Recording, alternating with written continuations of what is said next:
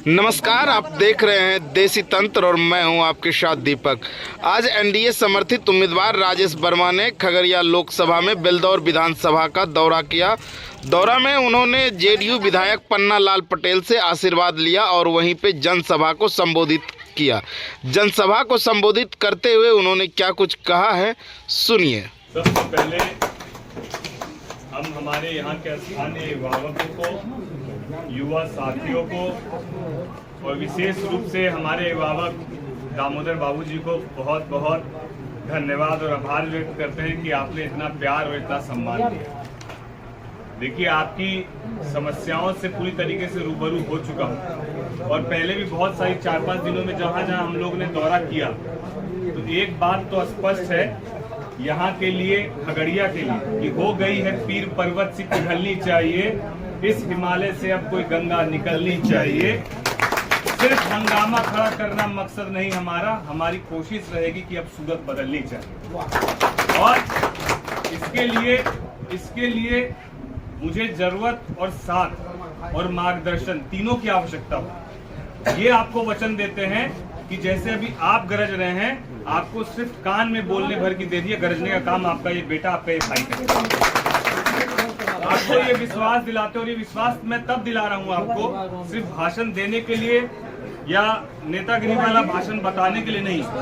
मेरे पूरे परिवार से कोई राजनीति में नहीं। हम 2017 से वार्ड का चुनाव लड़कर चुनाव जीते हैं। 2022 तक हम डिप्टी मेयर रहे हैं। 2020 में हमने विधानसभा का चुनाव लड़ा है और आज 2024 में पार्टी ने लोकसभा का चुनाव लड़ाने का काम किया है। और पूरे 5 साल तक जब तक भागलपुर में रहे हैं, आप कोई हमारे अभिभावक से पूछेगा तो आपको बताएंगे कि उनकी लड़ाई के कारण 17-17, 18-18 केस भी हम लोगों ने खाया है, लेकिन आवाज को हमेशा बुलंद करके चले।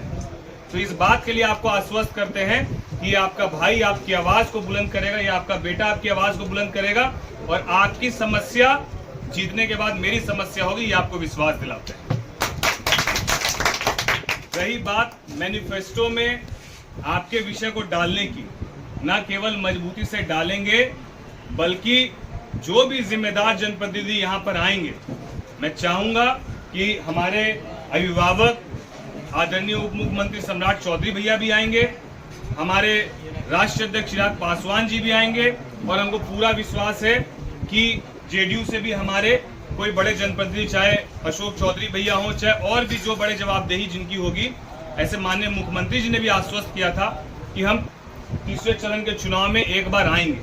तो जब भी वो आएंगे तो मेरा ये 100% प्रयास होगा, ना केवल प्रयास बल्कि मैं आपको ये आश्वस्त करूंगा भी कि दामोदर बाबू की आपको उनसे मिलाकर, आपकी बातों को उन तक पहुंचाकर और जहां तक जो भी आश्वासन होगा वो दिलवाने का आपको काम भी कराऊंगा, ये मैं आपको विश्वास दिलाऊंगा।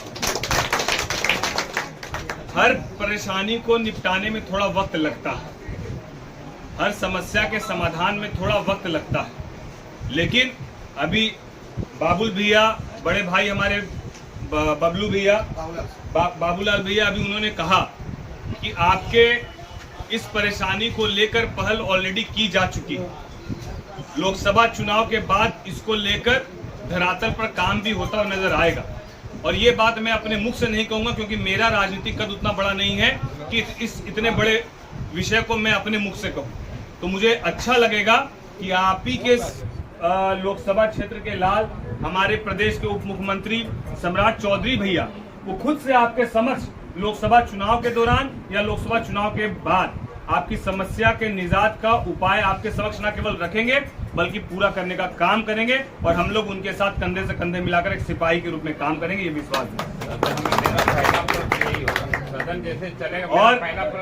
और देखिए, आपके लिए और एक बहुत अच्छी बात है कि सदन में मजबूती से, बिहार के सदन में मजबूती से अपनी बात रखने वाले हमारे बड़े भाई पीरपैंती से विधायक ललन पासवान जी भी आश्वस्त कर रहे हैं कि अब सदन जब भी होगा तो मेरा पहला प्रश्न यही होगा। तो आप बेफिक्र रहिए कि चारों तरफ से आपके सवाल को न केवल रखा जाएगा बल्कि आपकी समस्या के समाधान का रास्ता भी निकाला जाएगा। मैं छोटी मुंह बड़ी बात नहीं कहूंगा, मैं आपको फिर से ही आश्वासन देता हूं, यही आपको आश्वस्त करता हूं कि पूरे 5 साल मजबूती से आपके बीच, आपके बेटा के रूप में, नेता के रूप में नहीं, बेटा के रूप में आपके बीच रहूंगा। धन्यवाद। इनकलाब जिंदाबाद, इनकलाब जिंदाबाद